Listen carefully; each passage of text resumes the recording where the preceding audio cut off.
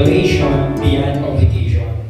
Sometimes, ang pagiging Kristiyano natin, nadadala po tayo sa tinatawag na nauobliga po tayo sa paglilingkod sapagkat no choice. Marami po mga kabataan na minsan, bakit nag-i-stay ka sa church? It is because andyan yung family ko. Nag-i-stay ako sa church dahil no choice. Kasi matagal ng miyembro ang family ko. Nag-i-stay ako sa church, it is because wala silang ibang katuwang sa ministry. Nag-i-stay ako sa church dahil kailangan ako sa ministry. Nag-i-stay ako sa church sapagkat wala akong magawa sa bahay. Minsan, nagiging obligasyon sa ating mga Kristiyano ang pag-attend ng service, pag-volunteer sa mga ministry, pagtulong sa mga church activities, at pag-i-invite ng mga soul. Pag yan ang nagiging point of view natin, mga kapatid, na maging obligasyon lamang ang ating paglilingkod, there was a time na kapag nahirapan ka, kapag nagkaroon ka ng mga dagok sa buhay, mga problemang mabibigat, yung obligasyon, without the relation sa Panginoon, without a good relation sa Panginoon, pwede mong bitawan. Amen? Maraming nagkikwit sa ministry is because obligasyon lang. Maraming nagkikwit sa ministry because walang malalim na relasyon. Ang hinahanap ng ating Panginoon, mga kapatid, is yung may relasyon tayo sa Diyos. Tinawag tayo upang maglingkod. Pero wag po nating kaligtaan na tayo rin po ay tinawag ng Diyos at hinikayat niya na maging kaibigan ng Panginoon. Ang sabi po ng babae ko, sabi po dito sa verse 12, "This is my commandment, that ye love one another as I have loved you." Ang utos ng Panginoon ay mahalin natin ang ating kapwa, gaya ng pagmamahal niya sa atin. Pero hindi mo magagawa na obligahin ang sarili mong mahalin ang kapwa kung wala kang magandang relasyon sa Panginoon. Amen? Ano magiging basehan natin kung wala tayong relasyon sa Panginoon? And the next verse, sabi po niyo dito, "Greater love hath no man than this, that a man lay down his life for his friend. That ye are my friends if you do whatsoever I command you." Pinakita ng Diyos na kung gaano ang relasyon niya sa atin, kung gaano kung tayo binigyan ng pagmamahal ng Diyos, even ang kanyang buhay ay kaya niyang isakripisyo para po sa atin. Amen po? Pero kapag paano kaya kapag tayo mga kapatid bilang isang mga Kristiyano, kaya mo bang obligahin ang sarili mong magsakripisyo para sa iba? Without a relationship, without a relasyon, wala kang magandang relasyon sa ibang tao, magagawa ba natin maobliga ang ating mga sarili? Pero tandaan po natin, ang totoong may pagmamahal sa kapwa, dun lang pumapasok yung nauobliga kang gawin ang mga bagay, even mabibigyan. Why? Kasi mahal mo eh, di ba po? Yan ang pinakita ng Panginoon sa atin. So, ibig sabihin mga kapatid, kung tayo ay umaating sa church, nag-volunteer sa mga ministry, nagagamit sa Panginoon, hindi lang po yan ang ine-expect ng Diyos sa atin. Gusto rin ng ating Panginoon na magkaroon tayo ng malalim na relasyon more than sa ating ginagawa sa Panginoon. Amen? And then the point is, our relation beyond obligation is not about what we do for Him. It's about who are we o who we are with Him. The point is, sabi dito mga kapatid, ang ating relasyon sa Panginoon ay hindi dapat nakadepende kung ano ang kaya mong gawin sa Panginoon. Kundi ang anong relasyon natin sa Panginoon nakadepende kung sino tayo sa harapan ng Diyos. Nagagawa ba natin na nakikita ang ating sarili that, Lord, I will serve you sa anumang magagawa ko because mahal kita o Diyos. O nagsiserve lang ako, Lord, dahil no choice ako, Lord. Diba? Minsan, natatanong ba natin ang ating mga sarili na maglilingkod ako kay God dahil hindi sapat, kulang pa nga ang paglilingkod sa ginawa niya sa akin. Amen po? Kulang pa nga ang sisimba ako, mag-prayer meeting ako, magsiserve ako sa Kanya. Kulang yun sa ginawa niya sa akin. Amen? Di ba po, kung titignan po natin, kanina po, kami po yung nag-aaral sa Bible School. And then, minsan, dumadating din pala sa time na kapag obligasyon lang ang tumatanim sa ating puso, kapag gagawa tayo sa Panginoon, tatamarin tayo. Tatamarin ka, papasok yung tinatawag na, tsaka na lang, papasok yung tinatawag na magdadahilan ka. Kasi kapag obligasyon lang. Kasi ang obligasyon, there is a limitation. Pero kapag may maganda kang relasyon sa Panginoon, ang point mo, kaya ka magsiserve, kaya mo aaralin ang salita ng Diyos, kaya mo aaralin ang mga kagaya ng sa Bible School. Why? Kasi gusto mong malaman ang anong mga bagay na matutunan mo tungkol sa Panginoon. Sapagkat gusto mong kilalanin ang Diyos. Now, the point is, kailangan pinag-usapan dito, hindi yung magagawa mo, hindi yung laking maibibigay mo sa Diyos, kundi sino ang Diyos o anong connection mo sa Diyos at sa iyo. Amen po. May relasyon dapat na meron tayong inilalagay sa ating paglilingkod. Now, let's talk about ano ang gusto ituro ng Panginoon sa atin dito sa verse na ito, about sa book of John, chapter 15, verse 12 to 15. Sapagkat pinakita po dito, mga kapatid, ang pinakamagandang verse na nabasa ko po dito, yung nasabi po niya, na sa verse 15, sabi niya, henceforth, I call you not servants.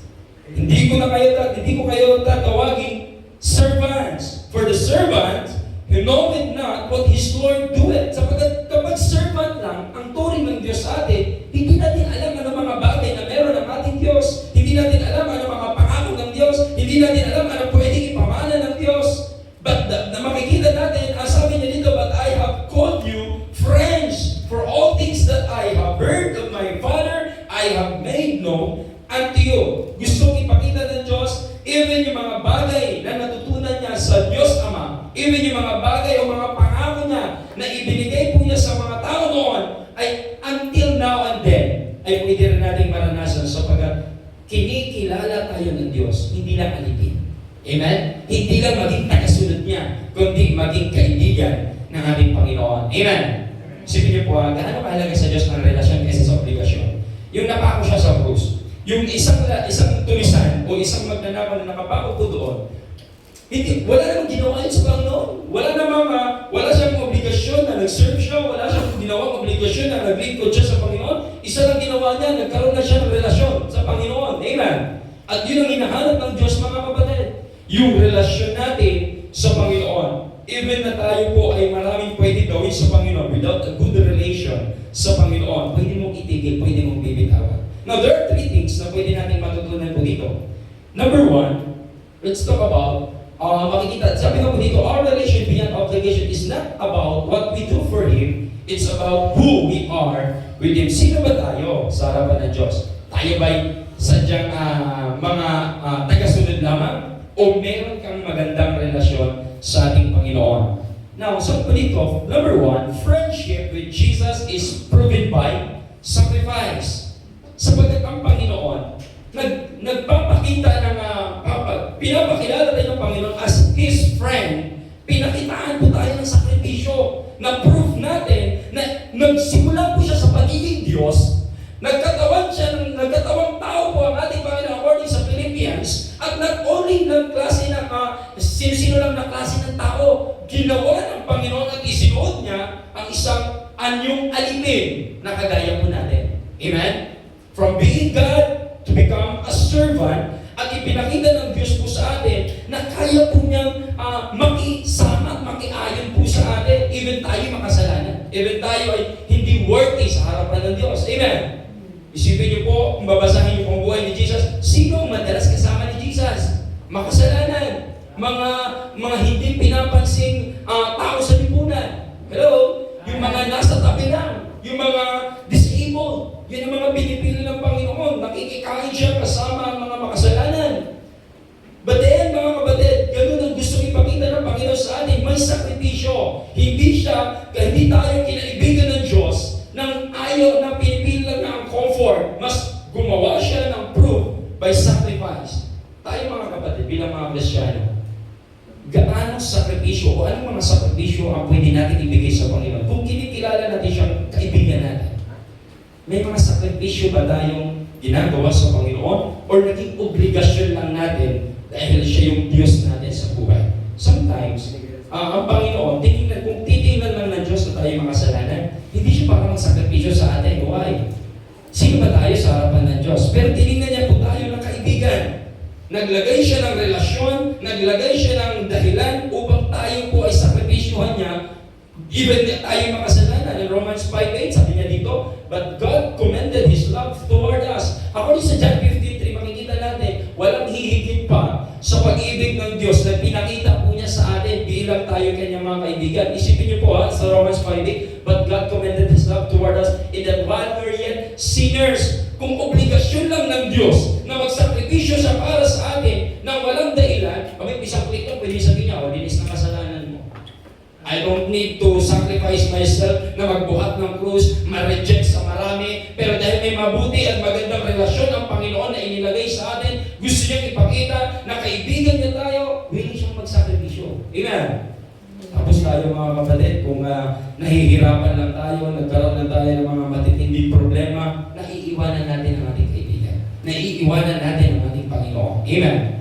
Pag masaya ka, hindi mo na siya kinakausap. Pag malungkot ka, hindi mo rin siya kinakausap. Amen? Ang gusto ng Panginoon, kapatid, meron tayong relasyon sa Kanya as our friend. Ang tunay na kaibigan, minsan nasusubok po yan sa sakripisyo. Sa panahon ng sakripisyo, nananatili ba siya sa atin? Ganon din po sa ating mga kaibigan. Minsan, mapuprove mo kung totoong kaibigan kapag sa panahon at kagipitan, kasama mo. Amen? O sa masaya mo lang siya kasama. Ang Panginoong Hesus, even ikaw ay tumatalikod, even na ikaw ay hindi nakikipag-usap sa Kanya, ang Panginoong Hesus ay gaya ng isang prodigal father, prodigal son na may tatay, yung tatay, ganun ang Panginoon, nag-aantay na tayo bumalik sa Kanya, nag-aantay at patuloy na handang magpatawad at handa tayong pakinggan, yakapin sa ating mga pagkukulang. Amen? That's why gusto ng Diyos ay ipakita na kaibigan po niya tayo at hindi po siya after this more comfort na pwede niyang maranasan, pero sakripisyo yung ginawa ng Panginoon sa atin. Ganun din po ang ipakita natin sa Panginoon. Maraming mga tao kasi, minsan, sa panahon ng test, panahon ng mga matitinding troubles, trials, nawawala po ang ating mga kaibigan. Pero ang Panginoon, sa panahon na nahihirapan po siya, pwede naman niyang sabihin, itigil na lang niya. Baka sabi nga po niya, doon sa prayer po niya, alam niyo ba yung prayer po niya sa Gethsemane? Ang sabi niya, kumari lang eh. Kasi bakit? Alam niya po, nasa katawang tao po ang ating Panginoon sa panahon na siya ay nagpipray. Nasa katawang tao po ang ating Panginoon sa panahon na siya ipinako sa krus. And He knows yung sakripisyo na pwede niyang gawin ay mas matindi. Amen? Pero dahil naobliga siya, dahil mahal niya po tayo, inobliga niya ang sarili niya, even magsasuffer siya, sapagkat mahal niya po tayo. Amen? That's why ganun ang ipakita po natin sa ating Panginoong Hesus. And ang makikita natin mga kapatid, sabi nga po sa Philippians chapter 1, verse 29, For unto you it is given in the behalf of Christ, not only to believe on Him, but also to suffer for His sake. Tayo ay tinawag na maging mananampalataya, hindi lamang po na to believe on Jesus Christ, hindi lamang manampalataya ka lang, okay na sa Panginoon yan. Merong tinatawag po na suffer. Makikipag-sabayan po tayo sa Panginoon sa suffer, sa sacrifice. Amen. At din makikita kung how important sa atin ang Panginoong Hesus, mga kapatid. Amen. Kaya mo ba magsakripisyo sa Diyos? Even ikaw ay aalis sa comfort zone mo. Kaya mo ba siyang bigyan ng matinding paglilingkod, even na ikaw ay walang-wala na? Kaya mo bang ibigay yung anong meron ka kahit last na yan para sa'yo? Kaya mo bang ibigay yung opportunity na pabor sa'yo pero ibibigay mo sa Panginoon? Diyan makikita yung ating tinatawag na sakripisyo. Amen? Sapagkat ibinigay ng Diyos ang lahat para sa atin. That's why gusto ng Diyos ipakita, kaibigan niya tayo. At yun din po ang gusto ipakita, gusto makita ng Diyos sa atin. And number 2, mga kapatid, friendship with Jesus is confirmed by obedience. Ang pagiging kaibigan natin sa Panginoong Hesus ay confirmed po yan sa pagsunod. Ang hirap po yung may best friend ka, pero magkaiba kayo ng palaisipan. Meron kang kaibigan, magkaiba kayo ng adhikain, magkaiba kayo ng mga will. So, paano mag-grow, paano kayo mag-proceed sa isang bagay, paano kayo magkakasundo, magkakaiba kayo ng pagkaisipan. Amen? Walang pagsunod, walang sumasang-ayon, walang nagfa-follow. So, makikita natin mga kapatid, ang Panginoon, in John chapter 15 verse 14, sabi po niya, Ye are my friends, and if ye do whatsoever I command you. Sabi po niya, magiging kaibigan lang tayo ng Panginoon if, malaking impact po salitang if po dyan, that if ye do whatsoever I command you. Merong ipinapagawa ang Diyos. Kung kaibigan natin ang Diyos, dapat yung ginagawa ng ating Panginoon, tayo rin po ay sumusunod sa hakbang na ginagawa po niya. Amen? Ayun, sabi nga po po niya, if anyone will come after me, let him deny himself, take up his cross daily, and follow him. May pagsunod, may pagsunod sa Panginoon kung kinikilala mo siya sa buhay mo. Alam niyo po, kung may relasyon tayo sa Panginoon, madaling sumunod sa Kanya. Pero ang taong walang relasyon sa Diyos, ang hirap sumunod sa salita ng Diyos. Sabi ng iba, ang hirap naman ang salita ng Diyos, ang daming bawal. Hindi po mahirap yan sa taong may magandang relasyon sa Diyos. Amen? Sapagkat ang taong may magandang relasyon sa Diyos, blessing sa Kanya, sa salita ng Diyos. Kaya masabi ng Revelation, blessed is the man na nagbabasa, nakikinig, at nagbabasa, nakikinig, at inuunawa ang salita ng Diyos, at higit sa lahat yung ginagawa ang salita ng Diyos, mapalad ka. Sapagkat ang Kristiyano, blessed kapag ang puso ng isang nagbabasa ay may magandang relasyon sa Panginoon. Amen? Pero kapag ikaw ay walang magandang relasyon, una pa lang, hindi mo na ito babasahin. Kapag wala kang magandang relasyon sa Panginoon, una pa lang, hindi mo ito papakinggan. Kasi kapag wala kang relasyon sa Panginoon, ilalayo ka sa mga bagay na hindi mo gusto. Kasi hindi mo nauunawaan yung salitang relasyon sa Panginoon. The friendship with Jesus is compared by obedience. Kaya makikita mo lang na ang sumusunod sa Panginoon, yung mga taong may relasyon sa Panginoong Jesus. Isipin niyo po, nung pinag-aralan po namin sa Bible School, sabi ng iba, ang Panginoong Jesus ba ay gaano ba siya ka-importanteng tao? Bakit even mga doktor, even mga makasalanan, even a fisherman, iba't ibang klase ng tao, sinusunod po siya.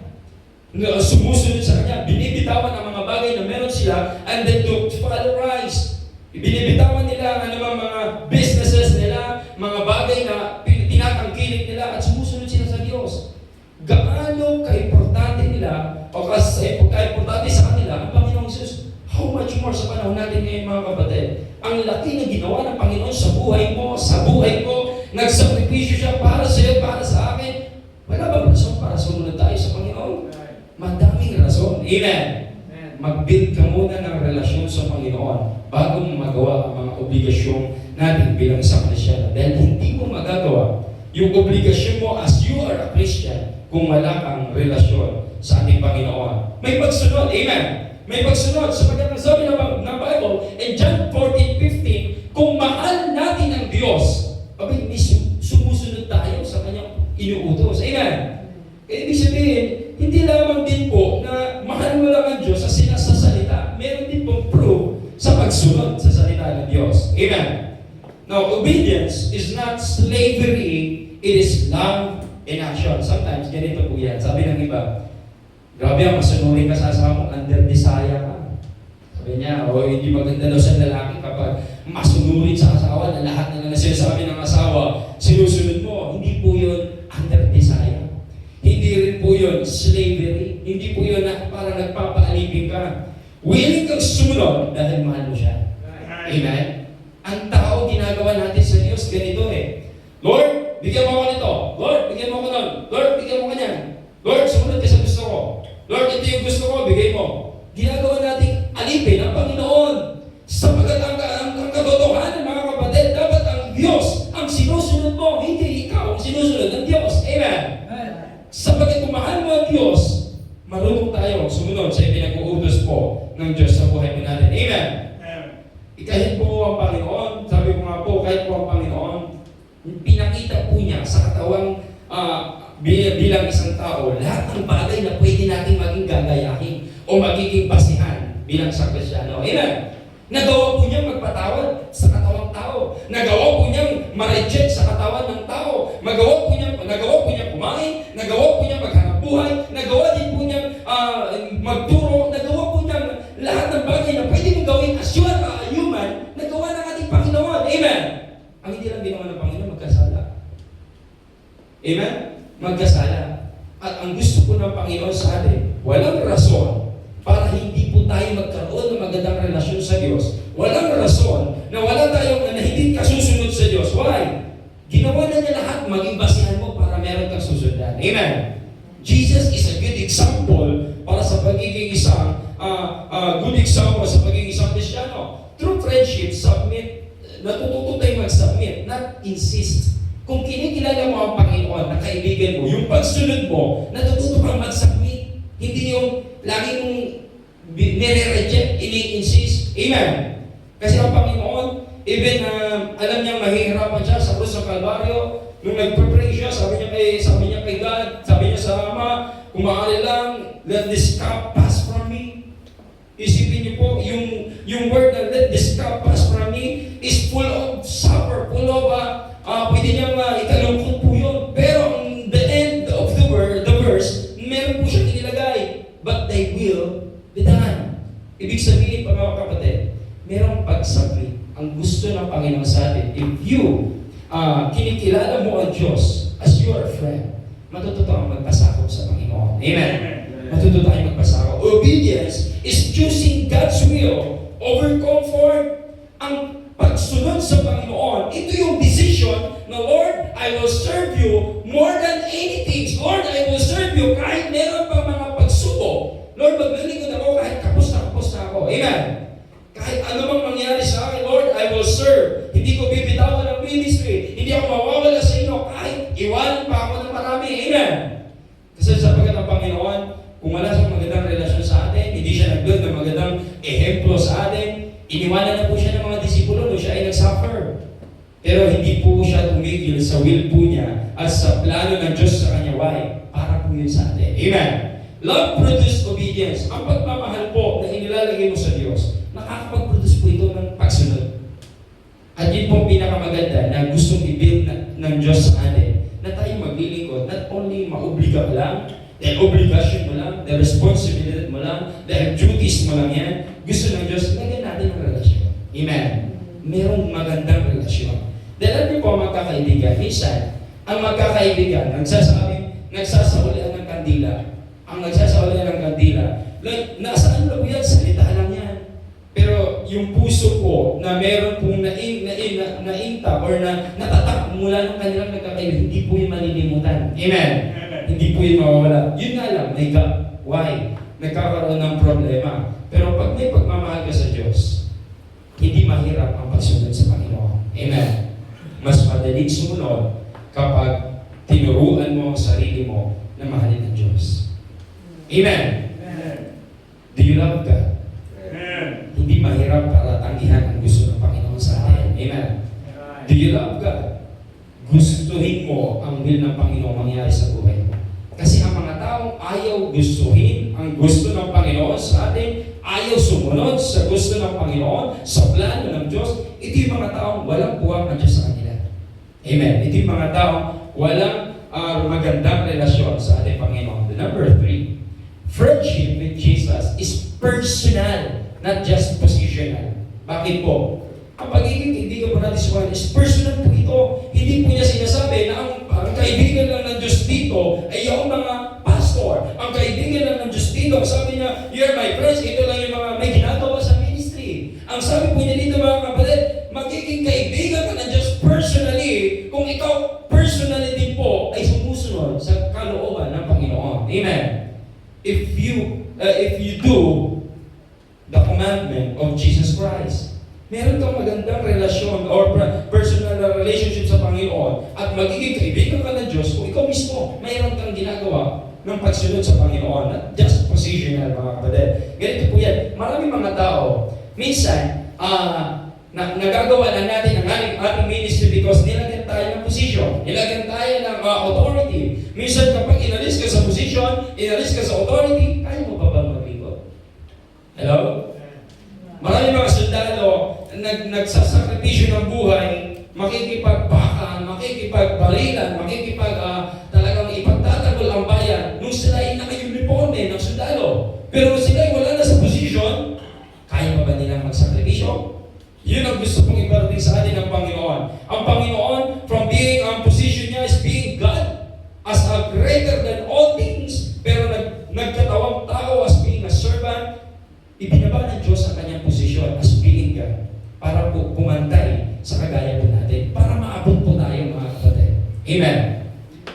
Walang rason para hindi tayo magkaroon ng malapit na relasyon sa Panginoon sapagkat ang Diyos na mismo ang lumapit sa atin. Amen. Pinili tayo na Diyos, sabi sa John 15, sabi niya po dito, sabi po niya, you have not chosen me, yung relasyon na gusto ng Panginoon sa atin, pinili tayo ng Diyos. Tinawag ka ng Diyos. Magkaroon ka na lang ng magandang relasyon sa Kanya. Right. Ibig sabihin po, alam niyo po ba, lahat ng ginagamit ng Panginoon sa book of Bible, sa Bible, sa lahat ng mga Bible characters, lahat po may meron silang moment with God. Isipin niyo po, mula kay Abraham, nakikipag-usap ang Diyos kay Abraham individually, personally, makikita po na naririnig nila ang Panginoong Diyos na inuutusan sila, si Noah, makikita ng Diyos na merong listener, merong commander, the Lord God, nagko-command anong dapat ipagawa. And then merong si Noah, nakikinig. Meron silang personal moment. At ganoon din po si Moses. Si Moses po, according sa Exodus chapter 33, verse 11, isipin niyo po, tingnan niyo po ito. And the Lord spake unto Moses face to face, as man speaketh unto his friend. Lahat na ginagamit ng Diyos sa Bible ay hindi lamang po niya ginagamit as being a servant o alipin ng Diyos, kundi kinikilala ng Diyos na gaya ng isang kaibigan, sapagkat yun ang gustong itanim ng Diyos sa atin. Amen.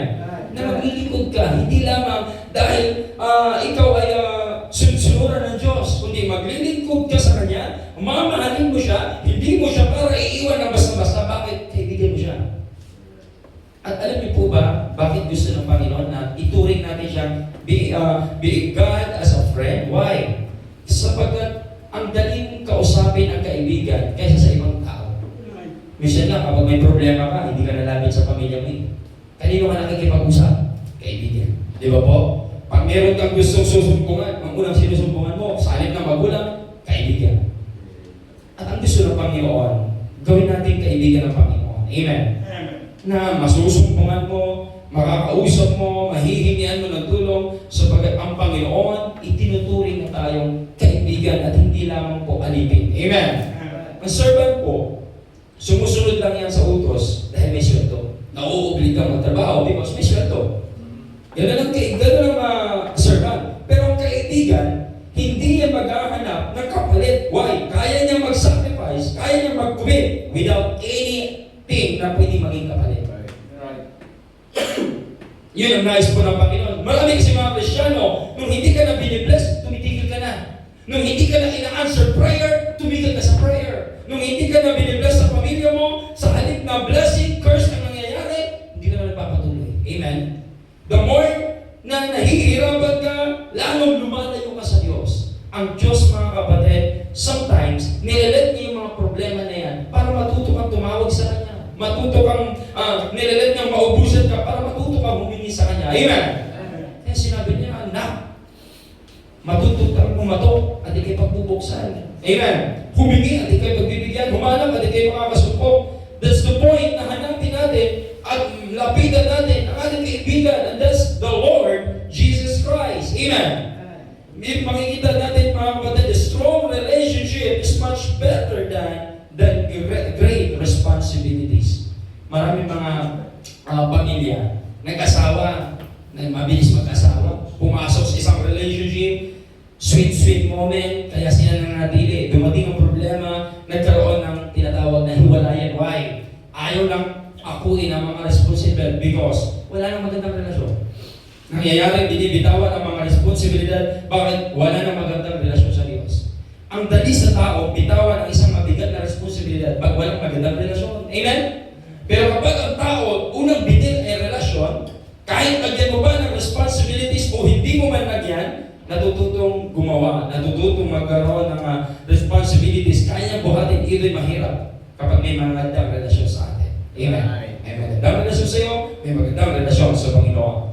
Kaya kung ang tao po, babasihan mo lang na ito marami itong ginagawa, ito marami itong binibigay, ito marami itong effort, ito maraming support na ginagawa sa church, but without a good relationship sa Panginoon, pwedeng mawala.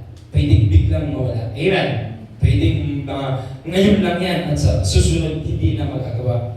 Kaya mas maigit po mga kapatid na huwag lamang tayo mag-stick as being a servant of God. Kailangan mag-move tayo as being a friend ng ating Panginoon.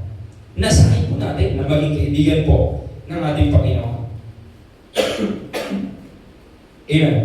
Kasi ang gusto ng Diyos sa atin, meron tayong personal relationship sa Diyos. Kasi kapag tayo po ay naglilingkod lamang, makikita ka lang pag Sunday. Pag tayo ay servant lamang, makikita kang may hawak na Bible. Pero kapag ikaw ay may magandang relasyon sa Diyos, hindi lamang ikaw ay makikipagkita sa Panginoon ng Sunday, even sa araw-araw, hinahanap ng Diyos. Hindi lamang may hawak ang Bible, pinapalaki mo ang Bible sapagkat obligasyon ng Baptist may Bible.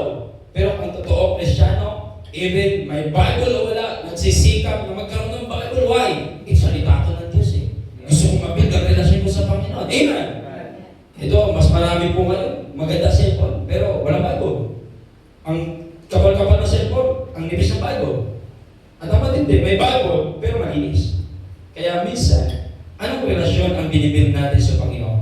Nakikita ka lang ba na servant ng Diyos o nakikita ng Diyos na may relasyon ka sa Kanya?